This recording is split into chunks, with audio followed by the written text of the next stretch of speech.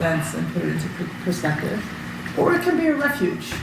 That's right. So today, my intention is that it will be a refuge. We'll see what emerges, right? I'm certainly not bringing up politics explicitly, or that's not my plan, but we'll see what sort of, bubbles up. I like Torah study as refuge. We kind of need it sometimes, right? Yeah, and hopefully it will inform us in how we approach the world. Okay, so today we are ending the book of Exodus, Shmot, right? It's a double parsha. Vayachel Pekudei. Hi, Thomas. So you can come closer. Would you like it? I need to collect myself. You collect, and once you collect, there are many pieces. I see them around the room. They take a little time, and once you do, you're invited, or not. I mean, you're always invited, but if you don't feel like it's fine. So we're ending Exodus, and it ends in a really beautiful way with the execution, implementation, building of the Mishkan.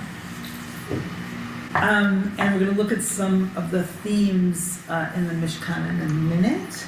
But one thing to note, and it's really beautiful, it's like there's so many times that the children of Israel, Bnei Israel, and God are not aligned. They're complaining, they don't want to be on board, they want to go back to Egypt. Why did you bring us to this place?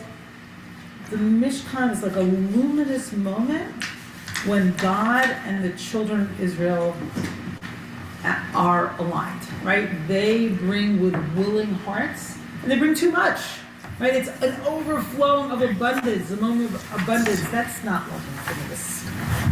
Can we not spotlight me? Yes, thank you. It's not. You're the reason we came here for. Sorry, these spotless. That's what it's a moment of abundance, it's a moment of willing-heartedness, it's a moment of full-heartedness, and it's a moment of building and hope. It doesn't last long, but there we are, last two parshiot of the book of Exodus.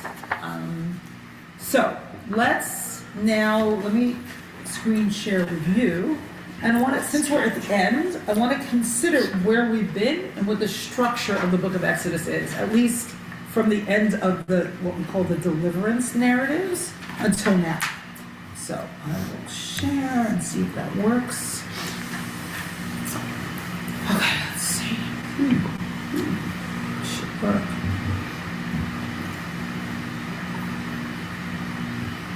That's not what's appearing up there. Let's see why. Aha.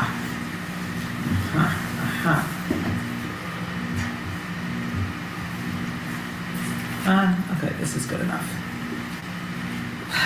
Okay.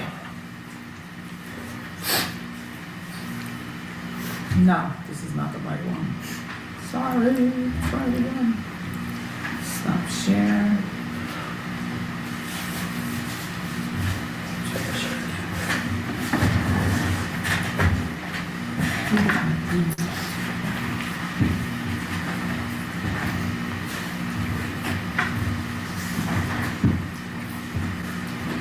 This could be it. I don't know why it's not appearing over there. Okay, so you know what? I'm going to give up Caroline. Because for some reason what I'm looking at on my computer is not showing up on the big screen. Do you know why? No. I tend to avoid windows. Sorry. You avoid windows? Yeah. There are a lot of windows here. What are you looking for? I'm at the OS. What am I looking for? The first page? I'm looking for what's showing up on my computer to show up over there, and it's not. Oh, that's so weird. Oh, it looks like... You're on a What? Select those. The text is on ours in the Zoomagog screens. But it's the wrong tab. It doesn't look like what I'm looking at. Would you like to share it? Me to share it? You might share it like on the per application. You share your entire screen. Children do this all the time. If you, yeah. I have students, not ones that I have birthed. No one will have. We'll talk about that later. But I feel like to set up an appointment? That was I don't know if you know somebody. that was the last page, by the way. That was the last page. of the end. Yes, no, I know that. I do Let's know try that. that. Oh, you did it. I knew you was able to do it. I looked at you, I knew it. And she. Beautiful, okay. Okay, everybody. It seems to be where I needed it to be. So this is why it's good to have children, you know, like to teach There you go. children. Even though I didn't follow any of them. Students are considered in rabbinic literature as our children. I didn't know that. So here we have a chiastic structure at the end of the book of Exodus. And it's really interesting, and I think it speaks volumes. So first we have the instructions for the sanctuary, right? Now, it's really sort of compelling to think about God is up there, Moshe's up there with God, right? And they're talking about all these beautiful things in the sanctuary, while at the same time below, it's not how the text is organized, but at the same time below that God is giving, Moshe all these instructions to build this beautiful dwelling place, right? Which does not yet exist in reality, in space.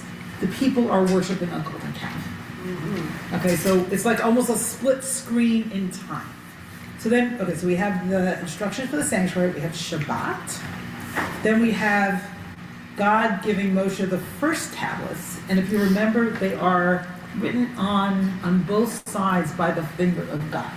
And what many of the rabbis say is that they were too divine to sort of be sustainable on this earth. The second tablets are hewed by Moshe, H-E-W-E-D, hewed by Moshe, and written on by God. So it's a partnership. The first tablets are not the product of a partnership in that way. Okay? So we have the first tablets which are shattered, right? The golden calf, the shattering, the punishment. Then we have the forgiveness, the rapprochement, the second tablets, again Shabbat, which is really interesting, and then the building of the sanctuary. So if you look at this again, what you see at the center, what's D? D is the crisis. D is the betrayal. D is the destruction. D is the almost destruction of the whole enterprise, right? And certainly of the relationship between the Israelites and God.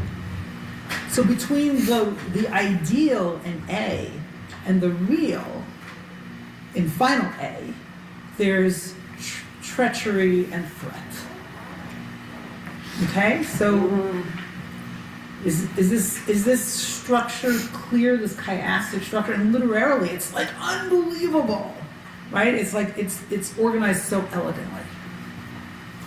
Okay, so I just want to stop for a second, see if we're going to dip into that a little bit more and emerge into some other themes, related things, but I just want to see if anyone has anything to say about this structure. So, it's almost as if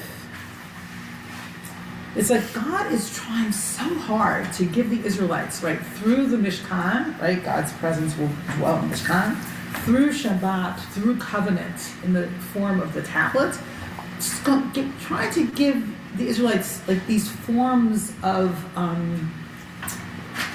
forms and signs of relationship between God and the Israelites, right? Where God's presence will dwell, or at least they will be reminded of God. And then there's betrayal, and there's like God's insisting, no, like, okay, we're going to do it again. This is what it is, right? Shabbat, a covenant, Shabbat, and the Mishkan. Like, and if you think about life, like, what do you do in the face of crisis? Like, do you insist on what's fundamental again and again, even though it feels like everything's threatened or even destroyed at times? And how hard is it to do that when you feel like everything's destroyed? Everything you cherish and you want to build, it's like, oh my God, I have to remind myself again of what's important and go back there and try again. So it takes a certain kind of, I think, heroism to do that. Yeah. Right? To keep sort of insisting, like, this is what's important. Okay, let me see if I have any comments. Any comments? before we go forward? So, Here, Rachel, let's stop share. Oh, I'm sharing. I'm afraid to stop sharing. I am, I'm very bad for space. And they're building something, but they're not there yet. The something is this something that's going to be carried along wherever they The want? Mishkan is the portable tabernacle. Oh, it's the portable one. In the, well, I should have said that. Thank you for clarifying. In the wilderness, this is the which, you know, it's the portable one. blueprint, so to speak. It's like the early version of the temple, which will be in one place. But this is portable. Oh, thank They you. will Okay. dismantle it and mantle it. Okay, Again, I that's got not a you. word. is I it? got you. Again and Okay. again. Yes. Alan. And then Michelle, I see you here. After the tragedy of D, the second tablets, as you said, were somewhat different than the first. Yes. Was the way Shabbat was treated in the second. Really good question, and I haven't this time around done a comparison, so I don't remember the specifics. So if anyone knows, so is the iteration of Shabbat here different than the Shabbat of the earlier B? Does anyone know before I take Michelle's hand? Asher Chaim, you have any ideas? I haven't Okay. done the side by side yet. Sorry. Oh, that's okay. That's okay. Okay, so we'll get back to you on that. Okay. Okay, Michelle. Yes, I'm wondering if the second A, at the end you have God in space. So I was thinking maybe that's God on earth. And it seems like the Mishkan maybe is, in a sense, a replacement of the golden calf. That was something physical. Moshe seemed to have disappeared, like he wasn't coming back. And he, in a sense, was like a physical representation of Hashem. And so to prevent something like that from happening again, there will be this physical structure that can offer perhaps security, reassurance, of course, a way to facilitate communication, between Hashem and Moshe or Aaron. So it seems like it's more like God on earth almost. Absolutely. But it was planned that way even before the So Egg. what the rabbis say is that the way the text is set up, with the ideal and the instructions for the sanctuary happening before the golden calf, is actually not the way it was. Like that's the order is wrong. But the golden calf preceded it, and the Mishkan is a response, exactly as Michelle is saying, to the sin of the golden calf.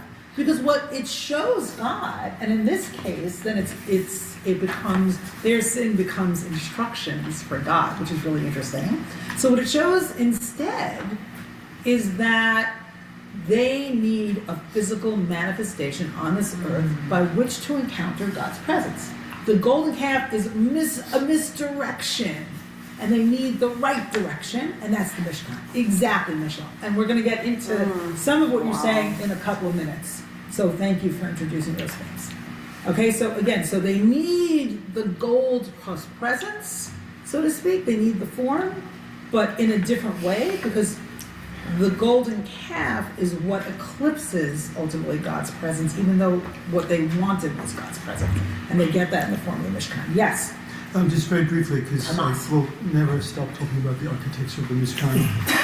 What? How did I know you were going to say that? Does everyone know Tomas? We planned this out on Oh, yeah, no, we could cover it, yes. We got to start. But just the chiastic structure is, of course, a mirror of everything reflecting and syncopating back and forth. And Oh, beautiful. It's a mirror image, exactly. Yeah, and the architecture of the Mishkan is a mirror image. It's the double, we almost have it on our page, right? The double square floor plan of the Mishkan, where you have the outer square and the inner square to make the double square rectangle. So the holy place and the holy of holies are themselves like not repeated, but actually mirrored. And the dimensions of the doorway and the dimensions of the ark itself are related. And so when you come in, you're also always awaiting. So you're saying the literary structure of the Torah itself is reflected in the Mishkan. Yes, I would say it the other way around, but and then you could find other mirrors and twins and pairs, whether it's the Mishkan and the golden calf, whether it's the column of fire and the column of smoke, whether it's I think there's lots of these reflections and recursive chiastic structures to be found. Yes, lots of different mirrors. Yeah. Beautiful, beautiful, beautiful. And so the question about the golden calf is it the only thing in the text that doesn't function as a mirror, and that's in part why it engenders a crisis? Well, architecturally, it plays the role of the curtain that separates the holiest place from the holy place. So it's the moment of transition, the moment of opening and closing, the illusion, maybe the veil that parts to reveal the real thing, the thing that seems solid but actually melts and isn't solid. I think there's a lot of comparable situations. Beautiful. Yeah, Sarah, but come to some place where people can hear you. I don't know what people can hear me. I don't know, but if I'm hearing people can hear me, so come here. I think there's another type of art mirroring with the golden calf, yeah. actually, because we read the golden calf and the red heifer in the same portion. Yeah. So that you have two bovine creatures mirroring one another. Wait. At the end of the Torah reading last week, there was the portion read about the red heifer. That was the extra reading. That was the extra reading. Right, but it's So not that- an It extra. wasn't in the, yeah, but Right. it was just I'm like, an what? interesting, but Yeah, it was yeah. a really interesting mirrored juxtaposition Very interesting. at that point too. Right. So I thought of that at the time as Yeah. another type of mirror. Yeah. Wow. Yeah. Wow, that's nice. Ellie, you have something? No. Anyone else online? Or we're gonna go on? Okay, we're gonna go on. Okay, if I don't see a hand, Caroline, let me know. Actually, I Okay. tracked down the two Shabbat texts, Yeah. the one Yeah, the one yeah, from yeah. Kitisa and the one from here. Yeah. And the one from Kitisa is much more elaborate. It's about observing the Shabbat, and then that 6 days you shall work, and on the seventh day Shabbat, and then the people of Israel shall observe the Shabbat, or did, Beinu vein b'nei Israel otili olam, an eternal sign. This one in Vayakhel is very brief.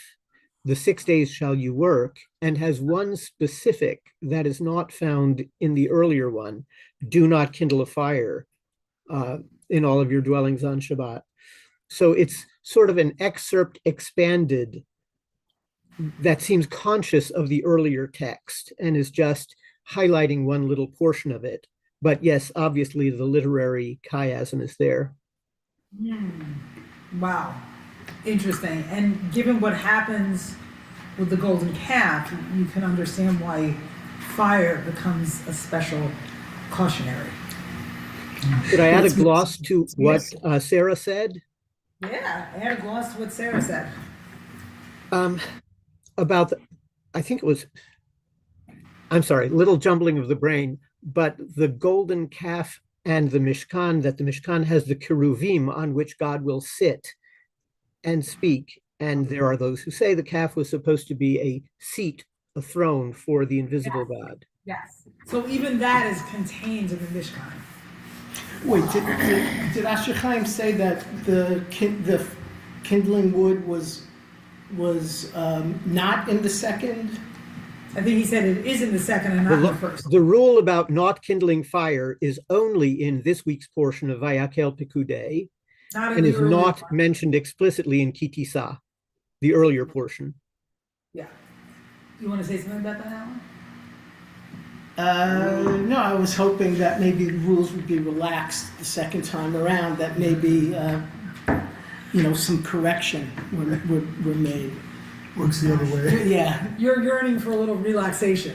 yeah, and then the episode where somebody was killed for collecting wood, that was prior to this or after this? The Mikoshesh, It's, it is after this. Okay. Okay, Susan. Just to add to the whole Shabbat conversation, I'm not sure when you mentioned the two times in your structure, you referred to Exodus 31 and Exodus 34, and then Asher Chaim was also referring to the Shabbat in this week's Parsha. So I was looking at 31 and 34,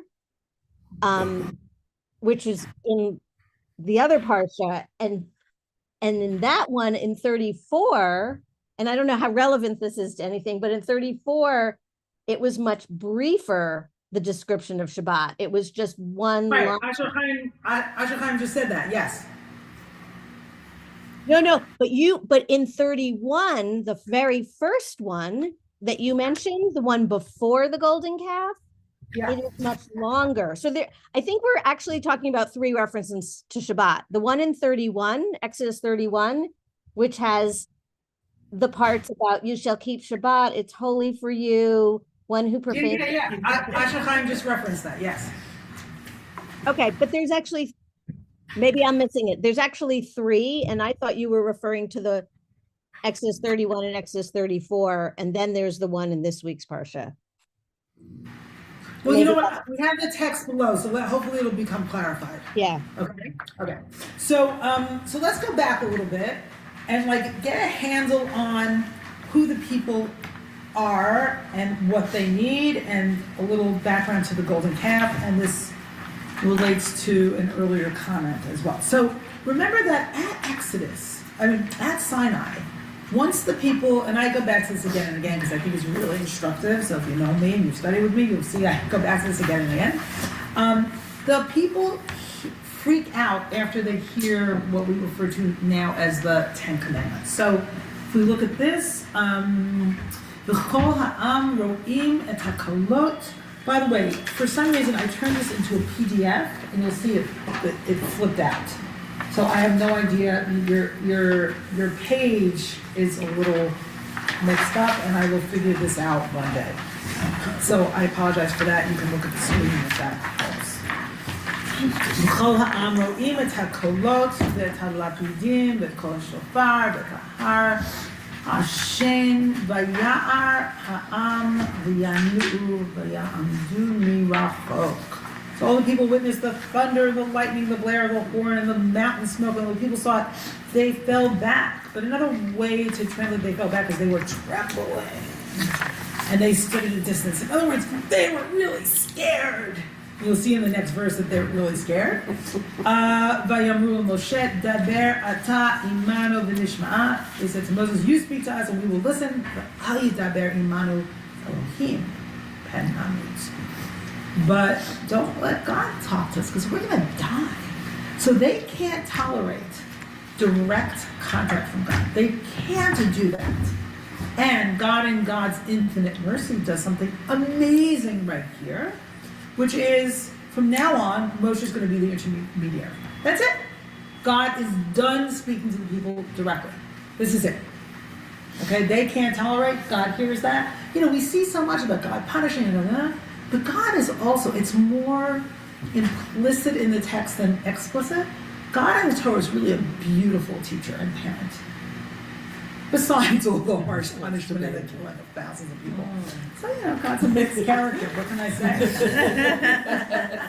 Okay, so now, good, you think that's funny. Okay, so now let's see what happens. Just to underline again the earlier point of like what's happening for the people before they worship the golden calf. So this is after Mishpatim, in Parshat Mishpatim, but it's after the recitation of all the sort of civil, mostly civil law. Maybe it's called statutory law, but I'm not sure. We had a conversation about that one day, and I still don't know. But it doesn't really matter. After all that, here's what happened. There's like a kind of covenant ceremony and like a mini Sinai experience for the elders who beheld God. The elders, Moshe and Joshua, behold God and eat and have a feast and covenants. And then God said to Moses, Vayomer Adonai Moshe, Ale Elai Hehara. So Moses has to go up the mountain again. God says to Moses, come out to me in the mountain. And be there. And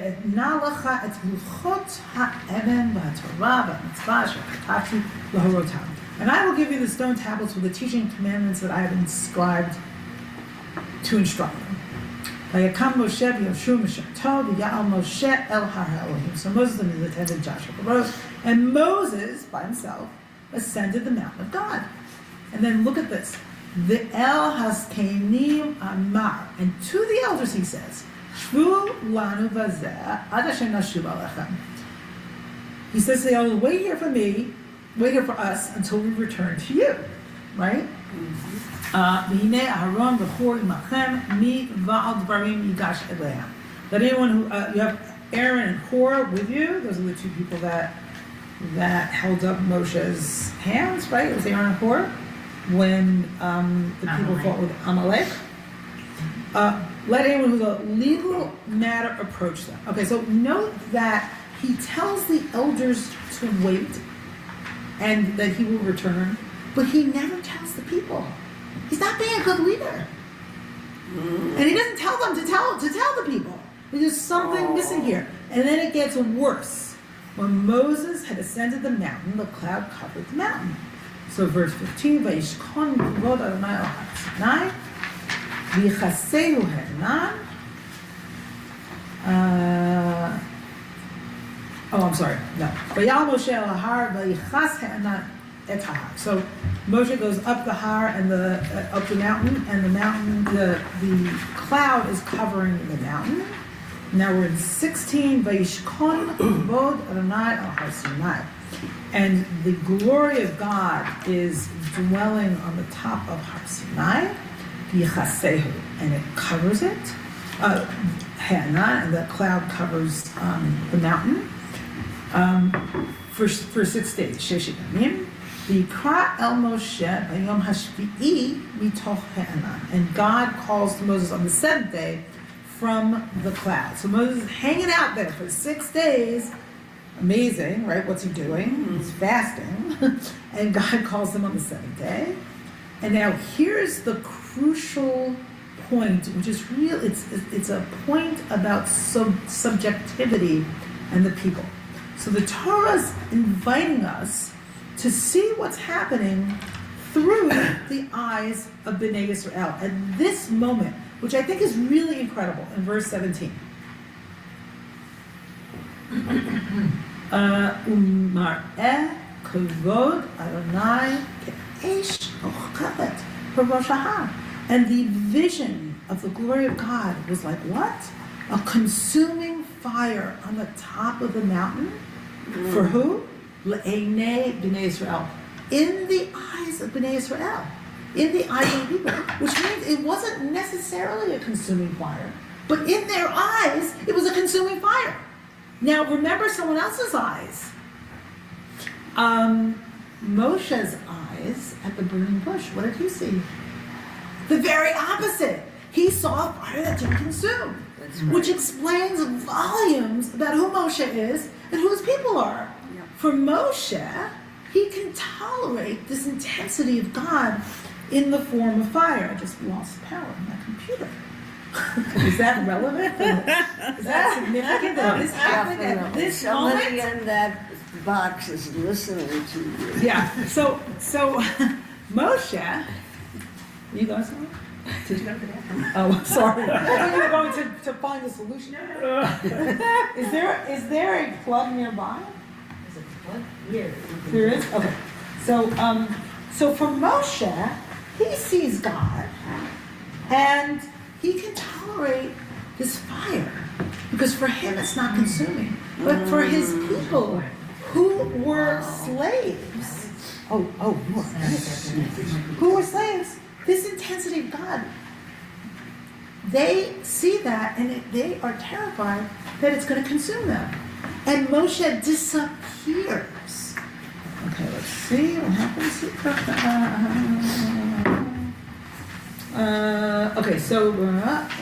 Okay, and then look, 18. Vayavo Moshe b'toch.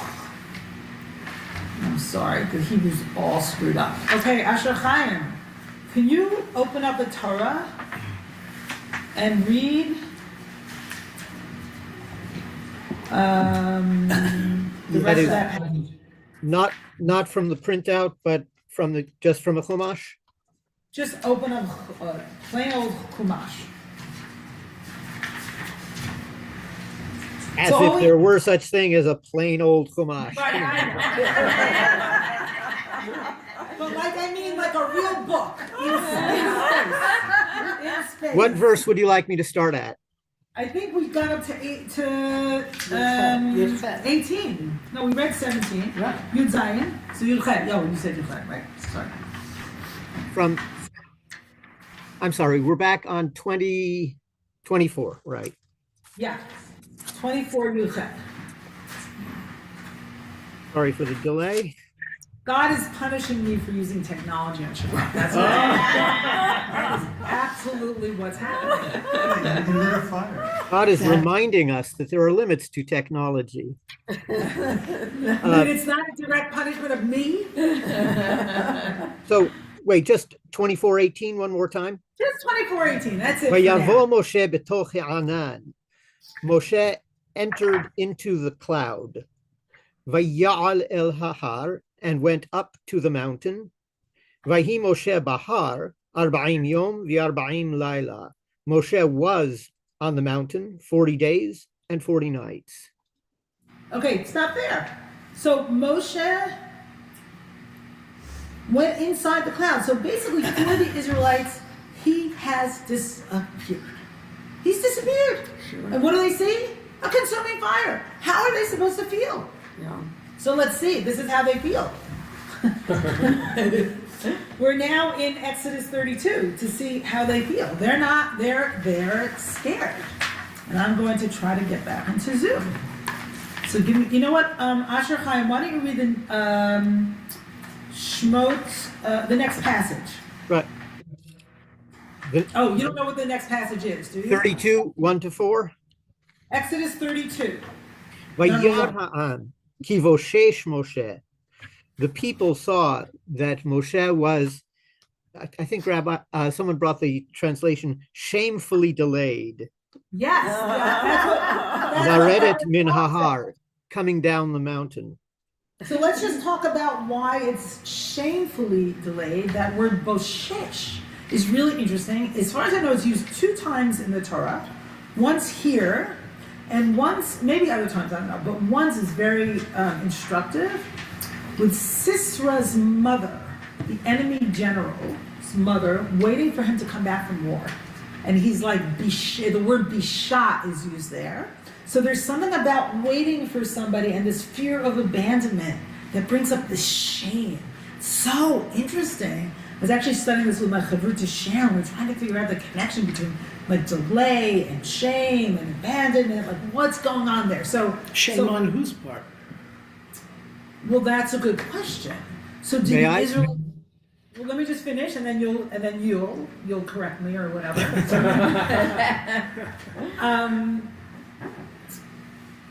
In the face of abandonment, we thought in our chavruta that it brought up shame for them, For the people. for the people, anxiety and shame. Why would What? Why would they have shame?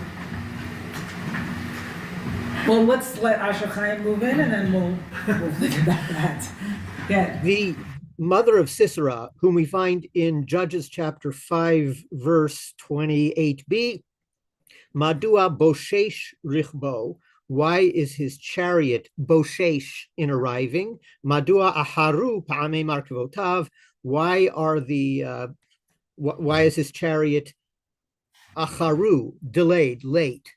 So there's a poetic parallelism that takes late and boshesh together.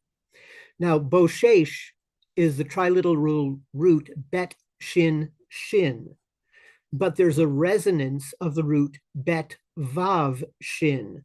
Busha is embarrassment or shame. And that's why I guess it was Everett Fox who pulled the two together. And again, when 2 words share 2 out of 3 letters of their root, there is a resonance, and perhaps we're supposed to think of those 2 as vaguely related. So, Okay, so thank you, but you haven't answered the question of what lateness, abandonment, and shame, why are all these occurring together? Do you have something about that?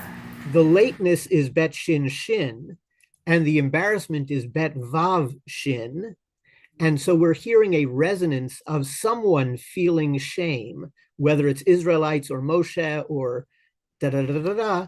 And that's why Fox translates as shamefully delayed. Okay, excellent. Elliot. I mean, I think that, you know, if you think about you're waiting at a restaurant for somebody and they're really late, Yeah.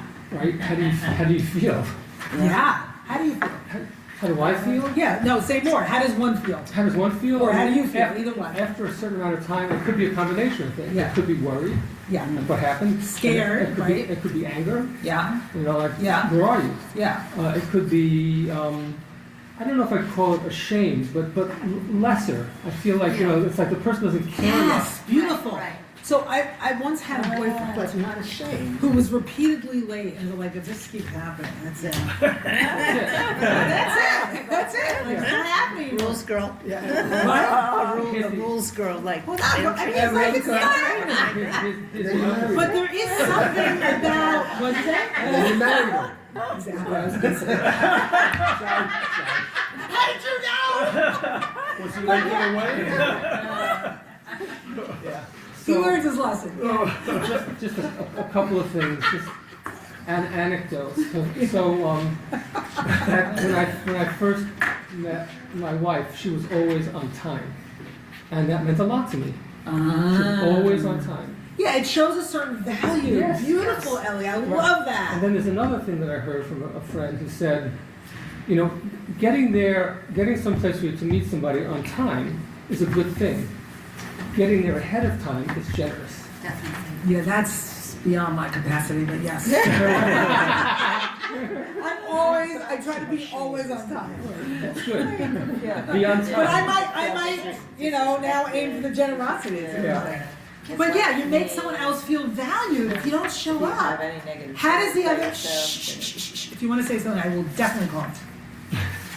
It's just hard to hold both hearts. So the two people, Alan always does this. I'm teasing, I didn't mean to embarrass you. What was I saying? Yeah, you feel lesser than, that's all. I think that's absolutely right. You feel devalued. Right. So here are these people, I'm gonna call you in a second.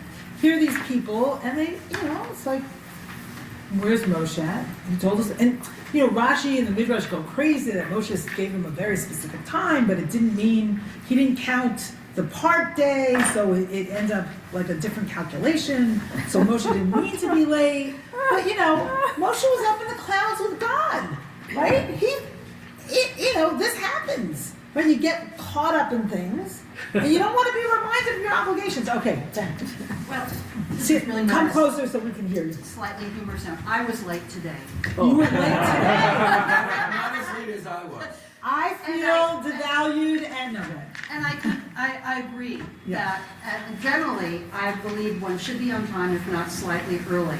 And in a way, it's sort of shame all the way around, because the person arriving late could feel shame if they're a responsible Well, that's- person. that's But also you're true. also mindful that you're arriving late, and in a way, it's a statement that you weren't respectful enough. Yeah. So I would say, you could say it's compounded. You know, So- it should be among. I people who actually are don't take it responsible. personally when people come late, but One should. I should take it personally. I will start taking it personally. No, if I did, then I won't be able to stand. There is a value in rabbinic literature, hashkamat beit hamidrash, coming early to the beit midrash, and it's beautiful. Right. Like you show you care that much, and you honor Torah, Exactly. right? And you show like he comes early every week. You came early today every week. So okay, yeah. You came in late. Okay, so we have a lot more. Hold on, we have a lot more to do. So I'm gonna call. Okay, you know what? This person online was waiting, and then I'm gonna call you. On you, Wendy. Did I see any of their hands? Ben, right? Yes. Ben. Did I know? Both. Okay, hold on, Wendy. Let's go to Lori. Okay. Okay, these three comments, and we're going on. Good morning, Shabbos, everyone. So just something little but big, I guess. Is this Lori So, Walco? I'm trying to figure out which Lori this is. yes, Lori Welko. Hi, Hi, Shabbos. Lori Walco. Welcome. Hi, thank you. So I had taken this trauma training, and we learned, and I'm not a therapist, but the one thing that I really was my takeaway was about staying curious in all situations. And I also was someone like, oh, if I felt betrayed, done, and I really transformed, with that training in the sense that, like, it's so important to stay curious about situations, about people, and asking questions. And when you're in that, for me personally, when I'm in that state, any type of I don't know. I don't feel betrayed. I don't feel any of those negative feelings. I really I stay curious. And then I can also approach the situation from that perspective. And of course, as the conversation or the situation unveils itself, I can have feelings that can come up. But I just there's something about staying curious that has really transformed my life in a lot of So let ways. me just make sure I understand what you're saying. So, like, in other words, when someone's late, you don't take it personally. You're like, oh, like, what's going on for them? What's coming up for me? What's coming up for them? Is that what you're saying?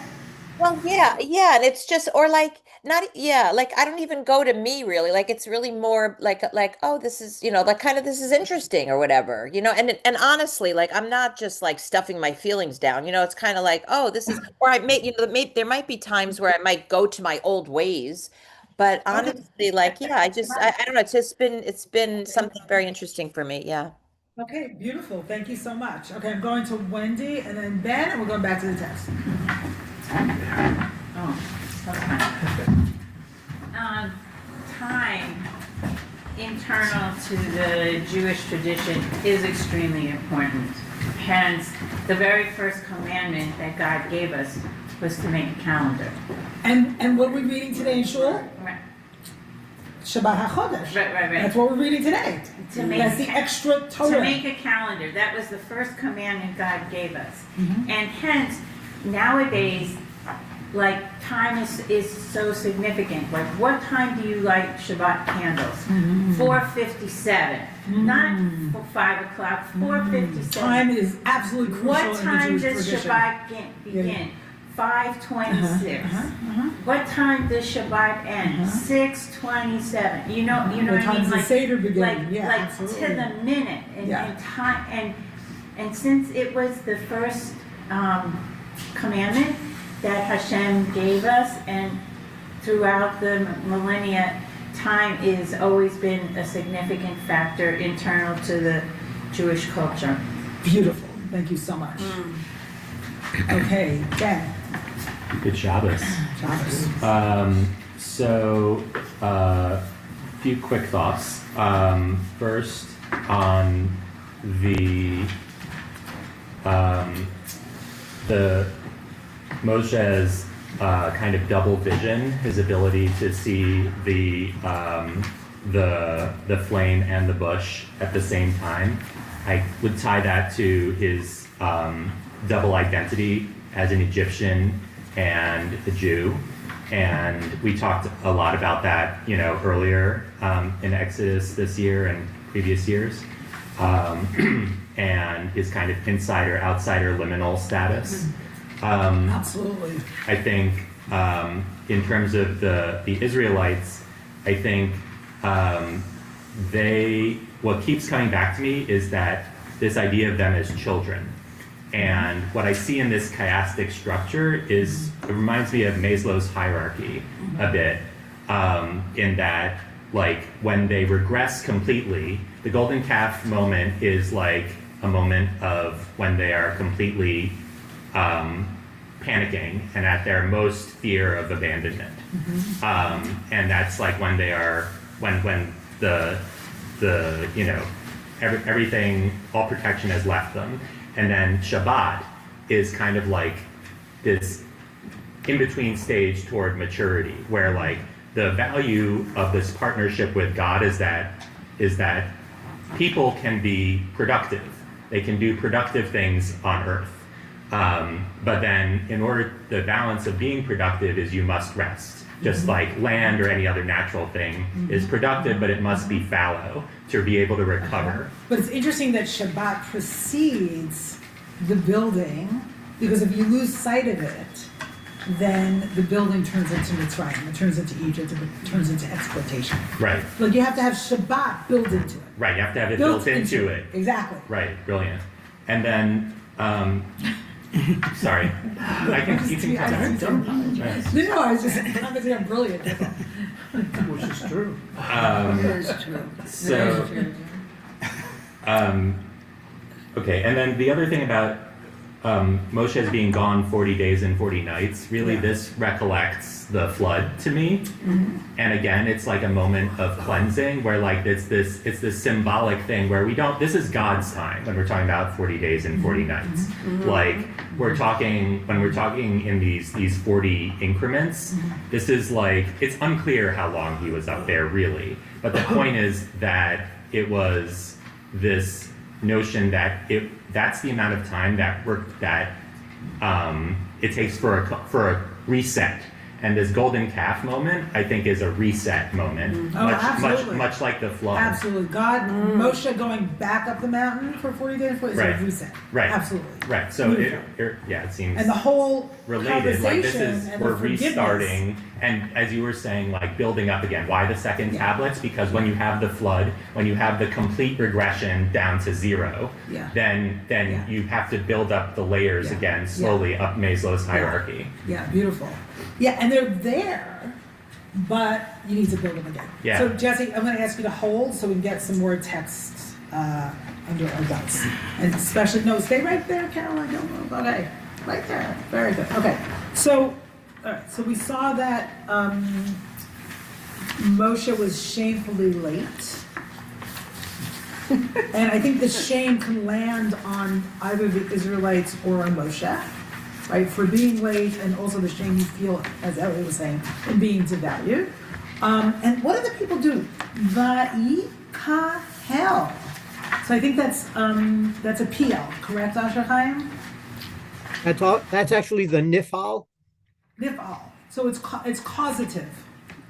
They became a mob. They passively. became a mob. So it's the intensification of the verb gathering. It's actually passive. Nifal is passive. Oh, really? Okay, so then there's something here I'm not understanding. Because I think the parallel is just as Aaron will later say, spoiler alert, I threw it in the fire and out popped this calf. Here the people almost spontaneously become a mob. But why is a passive verb pointing to their becoming a mob? I thought because no one is leading it. Ah, beautiful. Thank you. So they become a mob and they gang up against Aaron, right? Which, some people reading this have sympathy for Aaron, some people don't. He doesn't seem to act like the kind of leader you'd want him to act like. But if the mob is coming after him, what's he supposed to do? So, Vayikahel al Aharon, so they gang up on Aaron, or become a mob, as Asher Chaim was saying. Vayamru, and they said, they said to him, Kum, get up.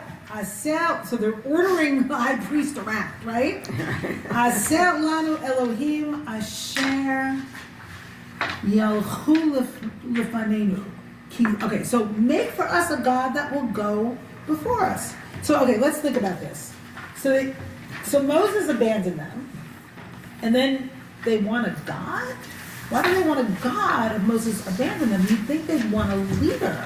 So they want a God because if Moses is the intermediary to God, they've lost access not only to their leader, but to divinity itself. Right. Right? They've been doubly abandoned. Right on points, Jesse?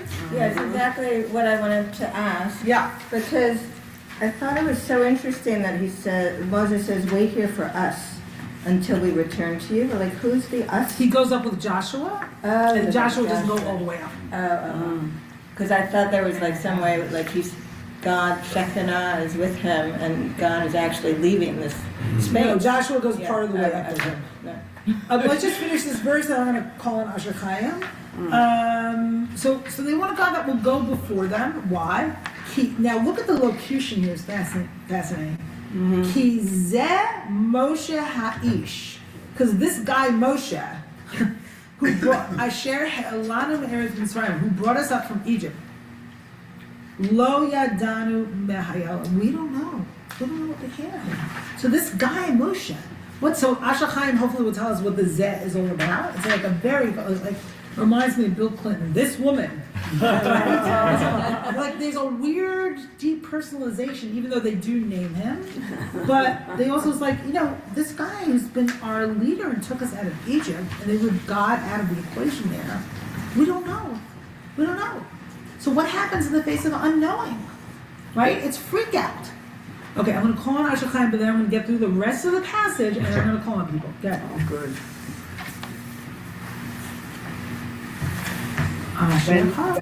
When Moses was hesitant at the burning bush, God said, "You will be Elohim to Paro, and Aaron, your brother, will be your Navi, your prophet." Yeah. So there is Yod-Heh-Vav-Heh, there is Elohim, which is sometimes God, and sometimes, I don't know, leader. Interesting. In, so it's not in Deuteronomy, Navi, Elohim can refer to the judges. Yeah, absolutely. So you're saying here it's not necessarily God that they're missing, not necessarily. And there will be a lot of back and forth as to whether the calf is representing a leader or God or the throne of God or fill in the blank. Okay, great. Thank you so much. Wow, that's amazing. Okay, so I never read it that way. That's fascinating. Okay, 2. Vayomer alehem Aaron, and so Aaron says to them, Parku nizmei hazahav asher ba'oznei nishechem b'nechem u'bnotechem v'haviu elai. So Aaron says to them, take out the earrings that are in the ears of your wives, your sons, and your daughters, and bring them to me. So there is a beautiful midrash or a commentary, I forget by who, that, the rabbis think that the women were not involved in the golden calf. And in fact, the gift of the holiday of Rosh Chodesh to women, the new month, is because they didn't participate in the sin. But what this one commentary, and I can dig it up if anyone wants to see it, is that Miriam said, okay, so Moshe's not here, but it's not only about one leader. There are many leaders here. And the people, their sin, their idolatry was to worship Moses. Right. Their idolatry is to say, without that one leader, we're sunk. So that's really interesting and almost presciently feminist, right? There are leaders everywhere. We don't need the one leader, right, to take us out of Egypt and through the wilderness. Wow. We need a collective of leaders, right? We need to turn to each other as leaders. Okay, I'm going to finish this. Okay. So what happened?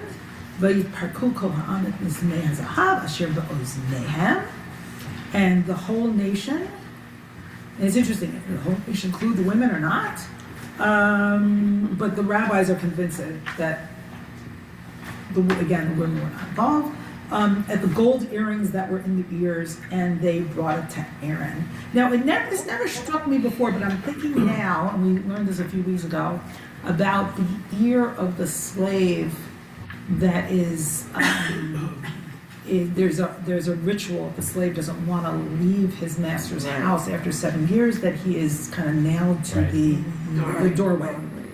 So I'm wondering if there's something interesting here about ears not really hearing, having heard or not being able to have heard God's voice in some way. Vayikach mi'adam, and he took it from their hands, that's Aaron, vayatser, sorry, I'm trying to look at the vocalization, vayatsar oto b'cheret, and he fashioned it with a fashioning tool.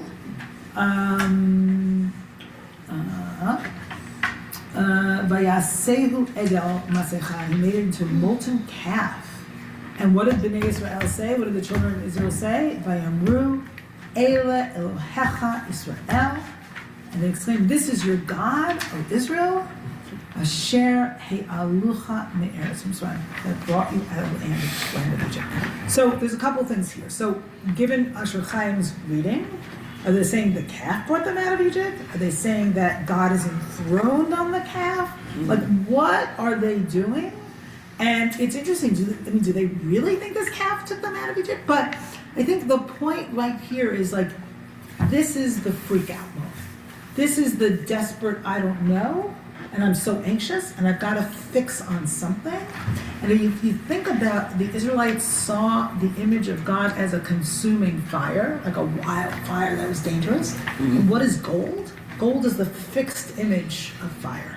Like the gold is what comes out of the fire, but it's static. Okay, now, all the hands that wanted to speak, raise them now. Okay, that's it? Great, only two. Okay. So we're gonna go to Tony, who hasn't spoken, and then Rachel. Okay. Where's the...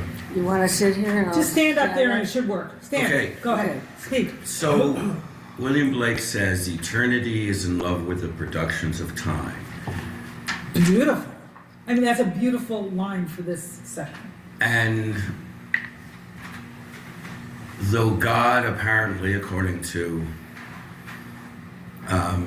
one of our seers here, one of our scholars here, first started with make a calendar. The flame that Moses is communing with is eternity, is out of time, is timeless.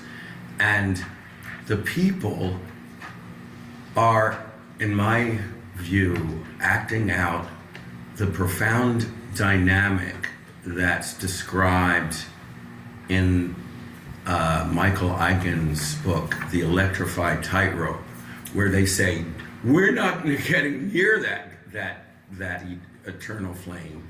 You go, lest we go, we'll die. On the other hand, when he is communing with that eternity, they're feeling an intense spiritual hunger. I don't think it's a usual impatience. Like, oh, I don't personally think it's on the level of we need our leader back. It's more, we need to actually be one with that eternal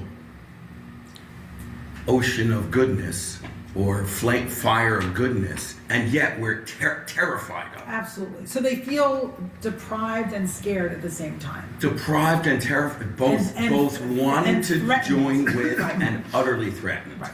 And that's their dynamic. Like, in my opinion, more so than we need a leader. No, we need to be one with God, but we're terrified of God. And we don't know how to do it without Moses. Like, we could tolerate when Moses was there, but now we're really like, you know, mommy left, and we just don't know how to navigate life. And they sense his wanting with the one love. Yeah. They sense that, and they want to be. They're desperately hungry to be part of that, but terrified of it. Yeah. Yeah, beautiful. It reminds me, and again, I was talking to my professor this morning about like an addict. I mean, I'm an addict.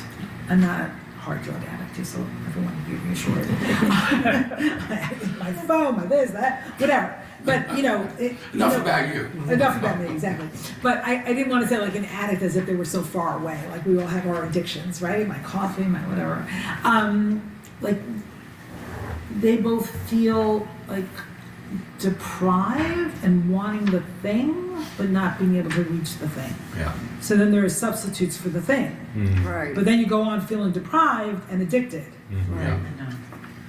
Okay. Richard, you had I had a little insight, but Tony blew me away. Tony blew you away, so it's like Totally blew everything blew out of me your away. mind. Oh my God. Yeah, I love. Well, the insight was. Oh, okay. The insight's still there. You didn't blow it. Away. The insight was. Aren't you getting your manna delivery every morning? Your manna? Your manna delivery comes every morning. You can still breathe. You can still talk. You can still make babies. What the hell is the damn problem? But Tony explained it. They had no words for the problem. But I think we should all listen to Tony. Well, by the way, Saul, who becomes Paul later on the road to Damascus, is... Wait, we don't want to hear anything about Christianity. is blown away, literally, falls off his horse, knocks it, and goes blind. And later, when he thinks about that, and he says, it is a terrifying thing to fall into the hands of the living God. Yeah. Wow. So I want to pick up that's on the problem. I want That's to pick the up on problem. Tony's point about timelessness and time. Yeah. So absolutely, God is trying to sort of come out of eternity and relate to the Israelites through forms in time, like the tablets of the law, like Shabbat, which is time and out of time at the same time, and like the Mishkan, right? But that process, as we can see, is not easy. It's a treacherous process. Like, how do we receive those forms and live with them and be sustained by them? Okay, I want to do one more. We only have 10 minutes. I have to leave early. Is it very quick? No, it's okay. Well, it was a technical question. I should hire a forgive me for mispronouncing his name. He was referring to the different. Hold on, let me just tell Caroline something. And I don't listen. Caroline, the text I want to do is in the other now source sheet, and it's at the end. Oh, you have it there. Yeah, that's it. That's exactly it. Thank you. Okay. Very quickly. Yeah. So the technical term, the way Ashihai would say was God. We don't know whether the Kav was being referred to as an entity moving ahead, or if it was replacing God, or it was just a leader, whatever.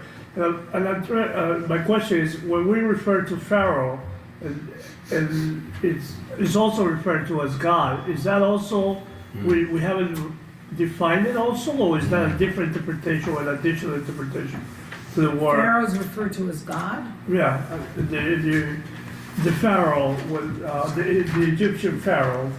Oh, for the Egyptians? Right. So is that also an additional interpretation of the word, of the term God in the Torah? Nowhere in the Torah is the Pharaoh described as a god. Not even to the Egyptians, to themselves? No. Okay. That was a technical clarification. Thank you so much. That was quick. It could have been interesting. Could Okay. have been. Could have been interesting. Okay. So we're going to now do this midrash.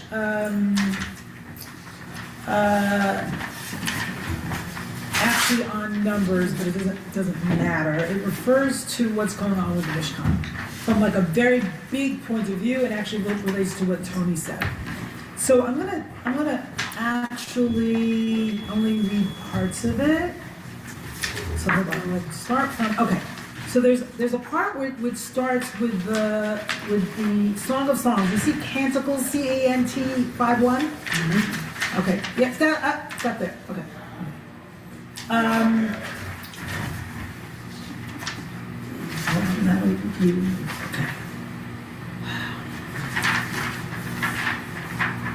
Okay, so actually I'm just going to refer to the English because it's too complicated. As mother, did you see? It says, What is Dr. Khan what is say? CANT? Canticles, Song of Songs. Said that the Song of Pharaoh Songs. wants to be seen as. Okay, so the rabbis are quoting a verse from the Song of Songs, right? The great love story. When you read it literally, it seems like a great love story between a man and a woman, but the rabbis understand it as between God and the Israelites. And they quote here is, when I come to my garden. And the garden's a site where the love in that book happens. It's a kind of revisiting of the Garden of Eden, but replaying it, right? Okay, when the Holy One created the world, he longed to have an abode below, just as God had on high. So think about it. God creates the world for human beings, and then human beings, at God's behest, create a home for God on the world. And as we know, the Mishkan is very much modeled literarily, we're not going to get into it now, on creation of the world.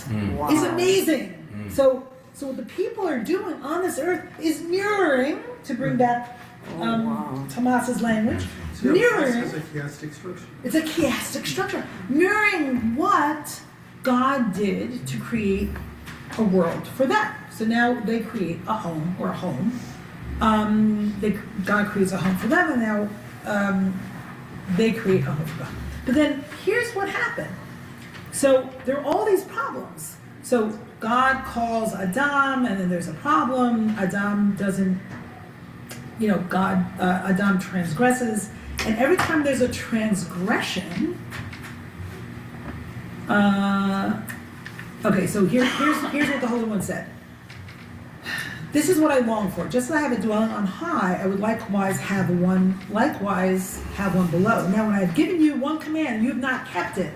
And immediately the Holy One removed God's divine presence up to the firmament. So there's a bunch of different midrashim like this, that when human beings on this earth sin, the resulting consequence, not punishment, the resulting effect is that God retracts God's presence and becomes more transcendent instead of immanent. Wow. Now what the Mishkan is all about immanence. That's right. But what these midrashim reflect is that human beings will not let God become immanent. Okay, Will so not now let God what? become immanent. Okay, so now let's go on. And then Cain arose and killed Abel, and the same thing. God now goes from the first firmament to the second firmament. Instead of like in the Garden of Eden, the quote is, God's presence is walking around the garden, which is complete immanence, complete intimacy. And then the generation of Enosh came, and they were worshiping idols, and the flood, and the Babel, and the whole thing. And every time God goes higher and higher up, and then God is not accessible to human beings because of all the sinning and disobedience. Okay, now. He knows when he's not wanted. God knows when God's not wanted, exactly. So God goes up and up and up. And then what did God do? He folded away all the generations of the wicked and raised up our father Abraham. So now every generation brings Abraham, and then Isaac, and then Jacob brings God down again through their actions. So what the Midrash is indicating, and the Kabbalah goes crazy with this, is that our acts on this world, in this world, can bring God down, can bring God closer. Okay, fascinating. So finally, Moshe arose, he brought down the divine presence on earth. Okay, so Moshe is the ultimate fulfillment of that. And when does he do that? When the tabernacle was set up. So the Holy One said, when I come to my garden for something for which I was longing. So that's the tabernacle. God finally experienced a home on this earth. Right? God finally experienced the intimacy that God was yearning for. And that's a whole trajectory of the Torah until now. Right? It's like pushing God away, bringing up, and then Abraham bringing down, and then Jacob bringing up, and Moshe bringing down. And Moshe's the ultimate emblem of that, standing on Sinai, receiving the tablets, and bringing them down. At what point in that narrative is God furthest away? Before Abraham. And then it's like, goes up 1, 2, 3, 4, 5, 6, 7. Abraham pulls down from 7 to 6. Isaac from 6, and then comes up, and then Moshe. And now he's on his way up again. Wow. Nice. Oh, we've lost. Oh, yeah. Okay, there's so much more to talk about, but there's time for services. Barely scratched the surface. This could be a whole course. That's my